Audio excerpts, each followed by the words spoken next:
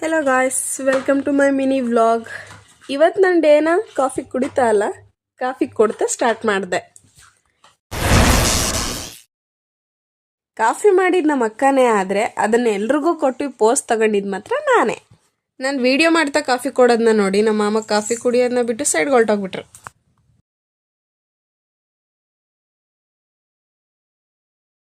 ಅಪರೂಪಕ್ಕೆ ನಮ್ಮ ಮನೆಯವರೆಲ್ಲ ಸೇರಿದ್ದೀವಿ ಅಂತ ಮೆಮೊರಿಗೆ ಅಂತ ಒಂದು ವಿಡಿಯೋ ಮಾಡ್ಕೋತಿದ್ದೆ. ಇವು ನಮ್ಮ ಅಜ್ಜಿ ಮೊದಲನೇ ಮಗಳು, ಅಂದರೆ ನಮ್ಮ ದೊಡ್ಡಮ್ಮ. ನಾನು ವಿಡಿಯೋ ಸ್ಟಾರ್ಟ್ ಮಾಡ್ತಿದ್ದಂಗೆ ಮುಖ ಮುಚ್ಕೊಂಡ್ಬಿಟ್ರು ನೋಡಿ ಗಾಯ್ಸ್.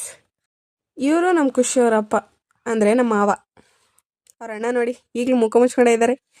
ಇಲ್ಲಿ ನೋಡಿ ಗಾಯ್ಸ್, ಜಸ್ಟ್ ದೊಡ್ಡಮ್ಮ ಅಂದೆ ಅಷ್ಟೇ, ಆಟೋಮೆಟಿಕ್ಕಾಗಿ ಅವ್ರ ಸ್ಮೈಲ್ ಬಂದ್ಬಿಡ್ತು. ಹಂಗೆ ಒಳಗೆ ಬಂದರೆ ನಮ್ಮ ಅತ್ತವರೆಲ್ಲ ಬೆಳ್ಳುಳ್ಳಿ ಸುರಿತಾ ಇದ್ರು. ಹಾಗೆ ಇನ್ನೊಬ್ಬರನ್ನ ಪರಿಚಯ ಮಾಡಿಸ್ತೀನಿ ಬನ್ನಿ. ಇವಳ ಹೆಸರು ದಿವ್ಯಾ, ನಮ್ಮ ಅಕ್ಕ. ಇಲ್ಲಿ ಗಾಡಿ ಓಡಿಸ್ತೀರೋನು ನನ್ನ ತಮ್ಮ. ನಮ್ಮನ್ನ ಆ ಮನೆಯಿಂದ ಈ ಮನೆಗೆ ಗಾಡೀಲಿ ಕಳ್ಸಿಕೊಟ್ರು ಔಟ್ ಆಫ್ ಸ್ಟೇಟ್ಗೆ ಹೋಗಿರೋ ಥರನೇ ಪೋಸ್ಟ್ ಕೊಡ್ತೀವಿ. ಹಾಗೆ ಇದು ನೆಕ್ಸ್ಟ್ ಡೇ ಕಂಟಿನ್ಯೂ ವ್ಲಾಗ್. ನಾವು ಇವತ್ತೇ ತುಮಕೂರಿಗೆ ರಿಟರ್ನ್ ಹೋಗೋ ರೀಸನ್ನಿಂದ ತೋಟದ ಕಡೆ ಹೊರಟ್ವಿ.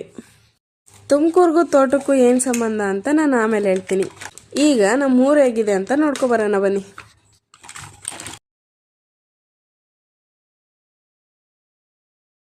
ಹಾಗೆ ನಾನು ನನ್ನ ತಮ್ಮ ಮಾತಾಡ್ಕೊಂಡು ಮುಂದೆ ಹೋದ್ವಿ.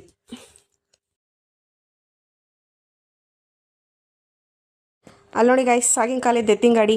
ನಾವು ಅವಾಗೆಲ್ಲ ಚಿಕ್ಕ ಹುಡುಗರಿದ್ದಾಗ ತೋಟಕ್ಕೆ ಹೋಗ್ಬೇಕಾದ್ರೆ ಬರಬೇಕಾದ್ರೆ ಎಲ್ಲ ಅದರಲ್ಲೇ ಹೋಗಿ ಬರ್ತಿದ್ವಿ. ಇದೇನೋ ಅಂತ ಗೆಸ್ ಮಾಡಿದ್ರ? ಕಡಲೆಕಾಯಿ ಗಿಡ. ನಮ್ಮ ಕಡೆ ಎಲ್ಲ ಇದೆಲ್ಲ ಜಾಸ್ತಿ ಬೆಳೀತಾರೆ. ನೋಡೋಕೆ ಎಷ್ಟು ಚೆನ್ನಾಗಿದೆ ಅಲ್ವಾ? ಹಾಗೆ ಬೆಳೆಯೋಕ್ಕೂ ಕೂಡ ಅಷ್ಟೇ ಕಷ್ಟ.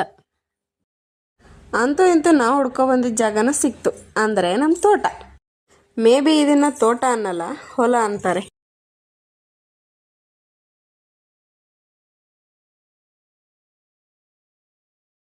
ಇವರು ನಮ್ಮ ದಿವ್ಯವ್ರ ಹಸ್ಬೆಂಡು.